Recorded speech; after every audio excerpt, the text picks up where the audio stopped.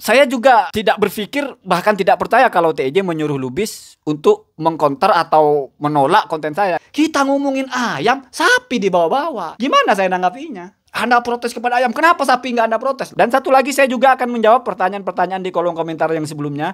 Zaman sudah modern, sudah ada TV, sudah ada video, sudah ada gambar, hukum sudah berubah. Saya jawab, masalah akidah, orang melafadzkan syahadat itu sudah Islam. Mau dalam hatinya ingkar, itu urusan Allah, bukan urusan kita. Yang terpenting adalah amar ma'ruf dan nahi mungkar, khususnya nahi mungkar ini adalah sesuatu yang tidak sederhana. Tidak semua orang boleh, apalagi bisa. Syarat yang paling utama adalah al-maharoh, punya kapasitas.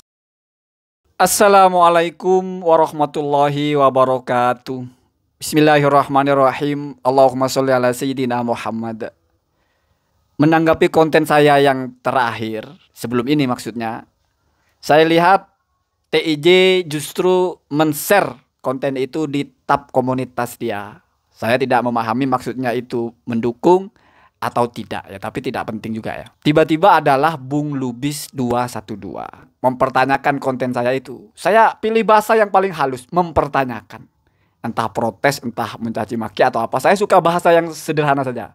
Mempertanyakan. Bung Lubis 212 Bahlul. Saya sebut Bahlul bukan menisbatkan sifat itu kepada dia, karena orang Bahlul tidak perlu kita sebut Bahlul, ya Bahlul gitu. Saya sebut Bung Lubis 212 Bahlul itu maksudnya yang sering berkata Bahlul di kontennya. Itu aja ya. Kan biasa kita menyematkan satu kata itu nggak mesti sifatnya. Kemudian saya juga tidak berpikir, bahkan tidak percaya kalau TEJ menyuruh Lubis untuk mengkonter atau menolak konten saya gitu. Dan Bung Lubis alhamdulillah menegaskan bahwa dia buat konten tanpa sepengetahuan TEJ. Artinya ya itu ijtihad dia sendiri lah, bagus ya. Ada beberapa hal yang dipertanyakan. Nah, kembali ke judulnya, mempersoalkan, berarti ada beberapa hal yang dipersoalkan oleh Bung Lubis Bahlul ini. Yang pertama, kenapa baru sekarang? Saya lupa urutannya, karena berbicaranya itu saya tidak bisa menangkap betul-betul kalau berbicara dengan nada seperti itu. Tidak akrab orang berbicara seperti itu, saya tidak bisa paham. Saya berpikir keras, makanya saya tangkap yang saya paham saja. Kenapa baru sekarang? Saya jawab cepat saja, ya karena enggak sebelumnya dan enggak nanti. Makanya baru sekarang gitu. Lagian kalau enggak sekarang bukan baru, kalau sudah lama kan bukan baru namanya. Jadi ya itu jawabannya. Yang kedua, negara kita negara hukum, bukan negara dengan syariat Islam. Kalau mau menerapkan syariat Islam, maka semua harus dicambuk. Betul. Artinya sebetulnya Bung Lubis setuju bahwasanya dalam syariat Islam seperti itu, menuduh dengan saksi hanya video atau apalagi foto itu tidak bisa dianggap sebagai tuduhan yang benar, sehingga tetap harus dicambuk. Dianggap qadhaf, maksudnya menuduh tanpa saksi. Jadi 4 orang saksi itu kunci. Itu kunci mati itu. Saya kira Bung Lubis juga setuju itu. Tetapi selanjutnya yang dipertanyakan, kalau begitu, kenapa saya tidak mengkontenkan kasus-kasus tuduhan perzinahan, misalnya Ariel, atau mungkin yang ditanyakan banyak netizen juga, Gi siapa gitu. Saya jawab sederhana saja. Sebelumnya saya sudah ngomong, kalau seandainya di YouTube ribut-ribut di YouTube itu yang melibatkan TEJ lah, Lata lah, Gus Arya lah, Rizky lah, Bung Lubis sendiri lah, Rumah Kesembuhan Khilafah lah, atau siapa itu, Cemani lah, atau siapa. Kalau seandainya ini hanyalah hal-hal yang sifatnya tidak terkait dengan dalam tanda kutip konsep agama, yaitu dakwah, nahi mungkar, saya gak komentari. Kan saya sudah bilang, saya mengomentari ini karena ini ada kaitannya dengan hal-hal yang berbau agama atau beraroma agama. Ini gerakan dakwah. Misalnya Ariel salah ngomong, saya nggak tanggapi. Tapi kalau Ustaz Adi Hidayat saya melihat ada yang salah ngomong, saya tanggapi. Kenapa? Karena fokusnya saya itu menanggapi hal-hal yang berkaitan dengan ilmu, berkaitan dengan agama, ilmu agama maksudnya. Misalnya Dr. Boyke ngomong tentang seks, mau salah mau benar, saya nggak tanggapi. Kenapa? Karena domain saya bukan itu. Simple aja. Bukan saya ini mau meneriakkan, menegakkan syariat Islam, semuanya orang yang menuduh tanpa bukti harus dicambuk. Bukan. Tetapi saya menjelaskan ada syariat Islam seperti itu. Dan ini elok kalau kita bicarakan, kita angkat juga di dalam dunia dakwah kepada orang-orang yang berdakwah. Jangan sampai kita di satu sisi berdakwah, tetapi di sisi lain tidak mengindahkan ajaran-ajaran di dalam dakwah itu. Kan seperti itu. Simpel saja. Lagian menuduh berzina dengan dakwah itu saya kira, ya wallahu alam, apa korelasinya gitu. Menuduh berzina itu yang sangat penting apabila suami terhadap istrinya. Kalau orang lain kepada orang lain, apa kepentingannya, kan begitu. Apalagi tidak mampu menghadirkan saksi. Jadi kan sederhana saja.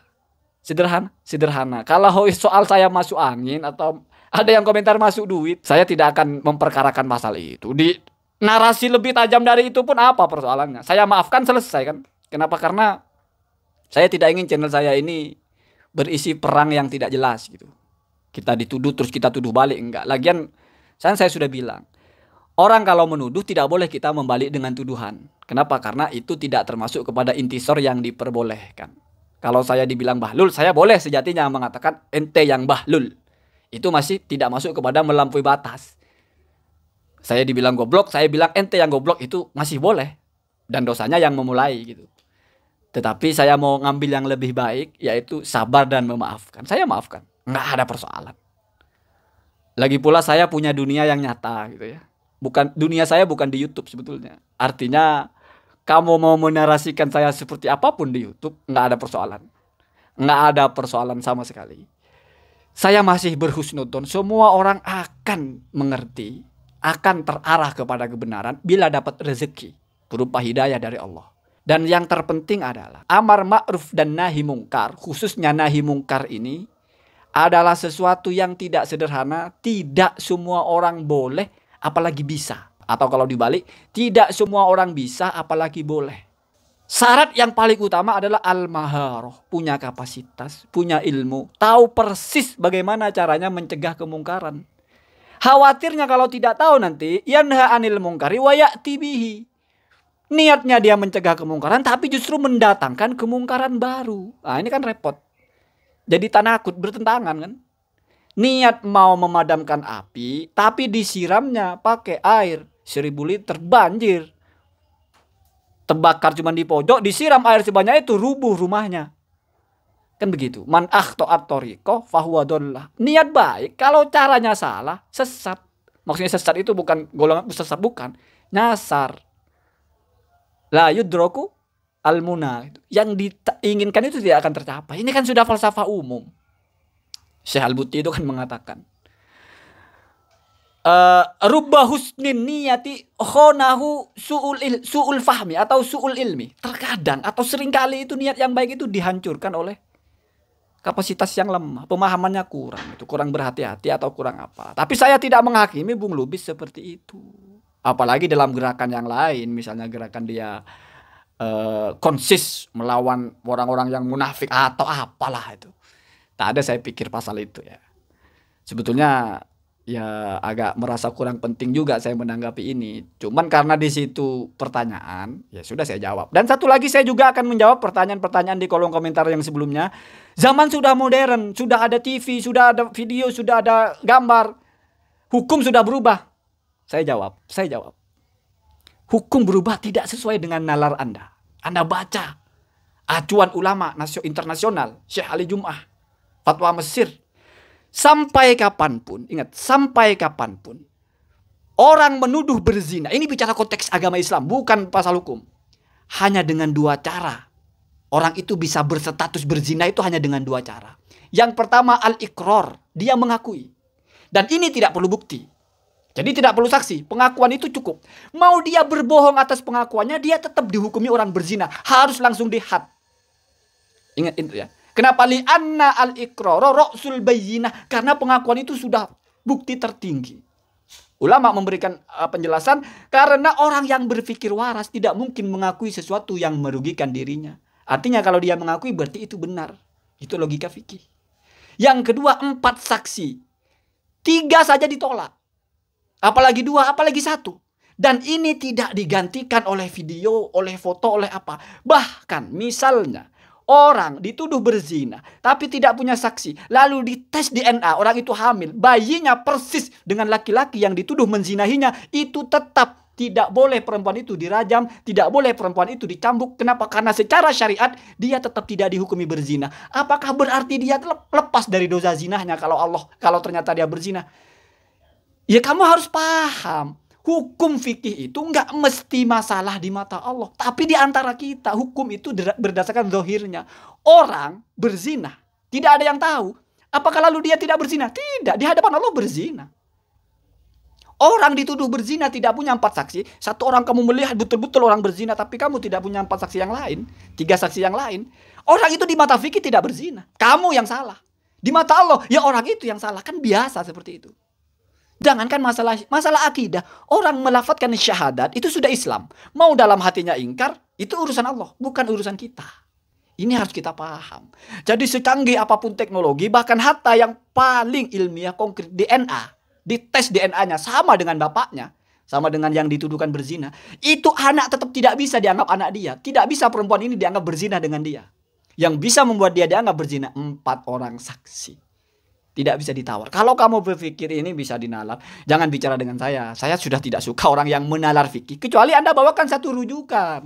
Kan simpel. Anda bawakan satu rujukan bahwasanya sekarang video sudah menggantikan. Kalau ditarik kepada kita bukan negara Islam, kita negara Indonesia, sudah yakhruju anil khitab ya, yakhruju an maudu'il khitab. Itu sudah keluar dari tema. Sudah keluar dari tema yang saya bicarakan, kan begitu. Jadi min alamati aklis salim itu kan kita konsis. Bicara apa itu konsis gitu. Ketika kita mau memasukkan anasir al-khorijiyah, unsur-unsur dari luar, itu ada sinerginya. Kita ngomongin ayam, sapi dibawa-bawa. Ya, gimana saya nanggapinya? Anda protes kepada ayam. Kenapa sapi nggak Anda protes lah? Saya ngomong, saya ingin protes ayam, bukan sapi. Saya protes ayam, kenapa kakinya 2? Anda protes ayam kakinya 2. Kenapa baru sekarang? Orang kakinya 2, kenapa nggak Anda protes? Saya mau protes ayam, bukan protes semua yang berkaki 2. Jadi kan kalau kita paham kan begitu. Saya mau mempertanyakan ayam kenapa kakinya 2. Bukan saya mau memprotes apapun yang berkaki 2. Sehingga orang akan saya protes kenapa kakinya 2. Atau selain ayam, selain orang apa lagi? Susah nyari binatang yang burung. Kenapa kakinya 2 nggak ada protes? Enggak begitu ya. Tapi untuk seperti ini, hal-hal yang sebetulnya bisa kita pahami dengan mudah, kadang-kadang agak menjadi susah difahami ya. Jadi apabila Bung Lubis ada salah sama saya maafkan, nggak ada persoalan. Kalau saya ada salah kepada Bung Lubis, saya mohon maaf. Seperti itu saja, simpel saja ya. Simpel saja. Saya tidak akan pernah terseret kepada saling mencaci, saling memaki, saling menuduh, enggak. No. Tidak akan. Insya Allah semoga bisa istiqomah, saya tidak akan. Tidak akan saya melamparkan tuduhan. Dan kepada TJ saya tidak pernah menuduh. Apakah saya bilang, TJ, Anda telah menuduh orang berzina? Enggak.